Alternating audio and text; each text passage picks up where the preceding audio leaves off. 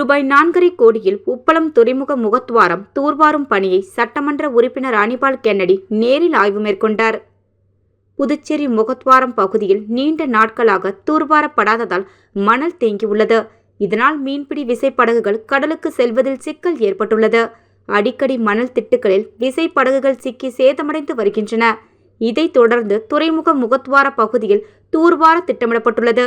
தற்போது ரூபாய் 4.50 கோடியில் இந்த பகுதியில் 4.50 மீட்டர் ஆழத்திற்கு தூர்வாரப்பட உள்ளது. ஒட்டு மொத்தமாக 60,000 கியூபிக் மீட்டர் மணல் அங்கிருந்து தூர்வாரப்படுகிறது. இதற்காக ட்ரெஜிட்டிங் இயந்திரம் புதுவைக்கு கொண்டு வரப்பட்டது. இதனை உப்பளம் தொகுதி சட்டமன்ற உறுப்பினர் அனிபால் கென்னடி நேரில் துறைமுக செயற்பொறியாளர் விஜயகுமார் அவர்களுடன் சேர்ந்து பார்வையிட்டு ஆய்வு மேற்கொண்டார். பின்னர் துறைமுக செயற்பொறியாளர் விஜயகுமார் அவர்களுடன் பேசுகையில், முகத்வார பகுதியில் தூர்வார KSR என்ற நிறுவனம் பணி செய்தது. 7 லட்சம் கியூபிக் மீட்டர் மண் அள்ள ஒப்பந்தம் போடப்பட்டது. ஒப்பந்தம் போடப்படி மண் அள்ளவில்லை.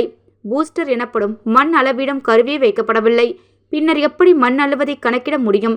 2 ட்ரெஜர் மிஷின் கொண்டு மண் அள்ள வேண்டும். ஒரு மிஷின் தான் மண் அள்ளியது. சுமார் 3 லட்சம் மண் தான் அள்ளியிருப்பார்கள். ரூபாய் 24 கோடி கொடுத்துவிட்ட பிறகு அதற்கு வேலை நடைபெறவில்லை. இதன் மூலம் நடவடிக்கை எடுக்க வேண்டும். பெருத்த ஊழல் நடைபெற்று உள்ளது. CBI விசாரணைக்கு உத்தரவிட வேண்டும். சம்பந்தப்பட்ட நிறுவனத்தின் மீது நடவடிக்கை தேவை.